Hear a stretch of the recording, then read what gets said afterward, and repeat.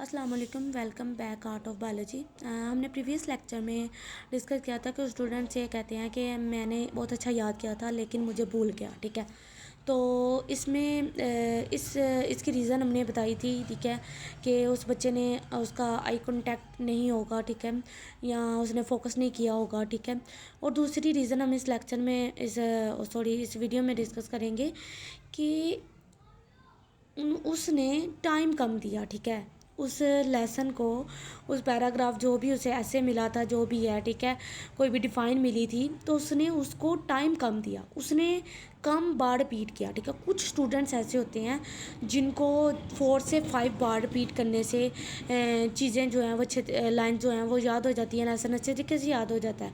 लेकिन कुछ स्टूडेंट्स ऐसे होते हैं जिन्हें 6 to 7 बार रिपीट करने से के बाद अच्छे तरीके से याद होता है। इसी तरह कुछ स्टूडेंट्स ऐसे भी होते हैं जिन्हें 10 to 11 बार रिपीट करने के बाद अच्छे तरीके से याद होता है।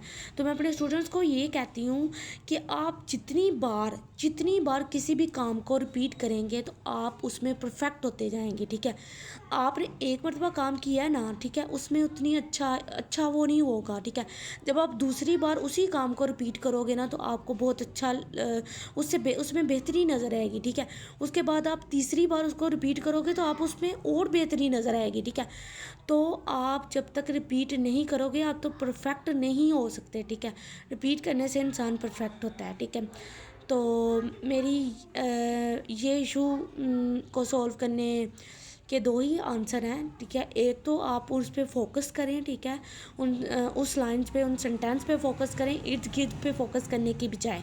और सेकंड टू जो है इसका आंसर, कि ये बात को अपने जहन में बिठा लें कि रिपीट करने से ही मुझे सेंटेंस जो है, वो जो लेसन है, वो अच्छे तरीके से याद होगा। ठीक है, और तीसरी बात कि आपने सेंटेंस अच्छे तरीके से लिखा है लेकिन आपने उसकी स्पेलिंग अच्छे तरीके से नहीं लिखी है तो वो लाइन गलत हो जाती है। तो स्पेलिंग आप बजाय इसके कि आप सारा याद करें उसके बाद आप स्पेलिंग याद करें, इससे अच्छा है कि आप लाइन जब याद कर रहे हैं, जैसे अहमद इज़ अ बॉय, तो अहमद के स्पेलिंग याद करें, इसके स्पेलिंग याद रखें, बॉय के स्पेलिंग याद करके, तो जब इसको स्पेलिंग याद हो जाएंगे तब उसको रिपीट करें। ठीक है, 6 to 7 बार, फिर उसके बाद अगली लाइन की तरफ, अगले सेंटेंस की तरफ जाएं। ठीक है, तो इस तरह आप अपनी ठीक है लेसन को अच्छे तरीके से प्रिपेयर कर सकते हैं। ठीक है, ये थे कुछ ट्रिक्स, ठीक है, याद करने के, और ये इसका सोल्यूशन, उस प्रॉब्लम का सोल्यूशन जो स्टूडेंट्स के लिए बहुत परेशान करना है।